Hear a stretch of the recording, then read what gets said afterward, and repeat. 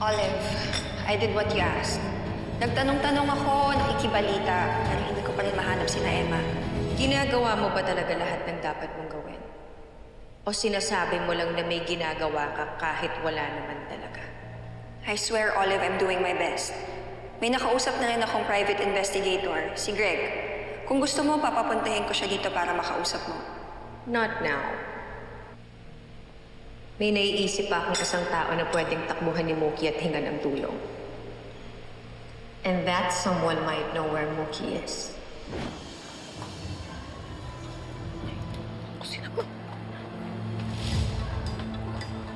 Ka muna sandali. Ano po yun? Nandito yung parlor. Oo, mag-a-apply ko na trabaho. Sumakay ka na. Oo, ate. Di ba may parlor? Emma? Ha? Excuse me lang po. Thank you, ate. Asan si Emma? Ma'am! Dito po pala kayo, ma'am. Sinusundan niyo ako, no? Ay, ate, halika dito sandali. Halika dito. Ay, pwede magtanong. Oo, saan dito yung parlor? Huwag kang magmaang-maangan. Alam kong nagpunta ka dito dahil makikipagkita ka kay Emma. Ay. Nasaan si Emma? Ako, ma'am? Ay, hindi ho, ma'am. Kinakausap ko lang po yung babae kasi nagtatanong po ako kung saan po yung parlor kasi mag-a-apply ako ng trabaho. Kasi nga po, di ba, sinisante niyo ako ng biglaan. Kaya po ako nandito. Talaga? Opo. Sa tingin mo ba, madadala mo pa ako sa mga kasinungalingan mo? Asan si Emma? Emma? Ma'am? Emma? Ma'am? Olive? Emma! Ma'am? Olive! Alam kong nandito ka, kaya lumabas ka. Emma! Ma'am, wala nga po dito si Emma, ma'am.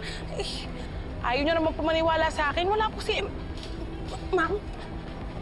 Alam mo kung nasan si Emma. Ma'am, Nasan siya? Sabihin mo sa akin. ma'am, hindi ko po alam, ma'am. Wala po akong alam. Traitor ka? Mas pinili mong kampihan si Emma kaysa sa akin, kaya alam mo kung nasan siya.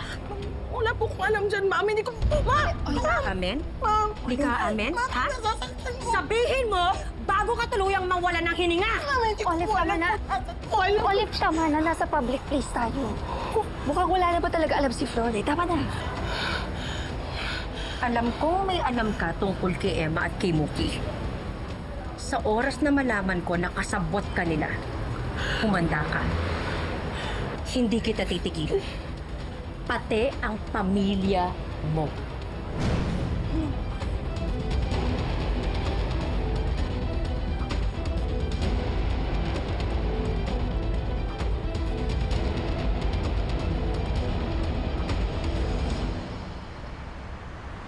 Mookie? Nay! Ano pong nangyari? Nabigay po ba ni Ate Flor yung diary ko? Hindi eh. Nasundan kasi siya ng mami mo. Muntik pa nga ako makita. Lo, okay lang po ba kayo? Nay, pasensya na po ah. Wala kang kasalanan. Mabuti na lang hindi tayo natuntun.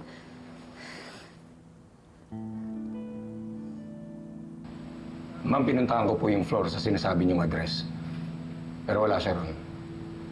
Nasabi sa akin ng mga kapitbahay, nagmamadali daw siyang umalis. Malamang natakot si Flor, kaya lumayo na lang siya. Bakit mo kinakausap ang anak ko? Ako po si Zane. Kakalipat ko lang po sa neighborhood. Mookie! Mookie, sabi ko na nga ba, hindi magandang impluwensya sa'yo ang lalaking to.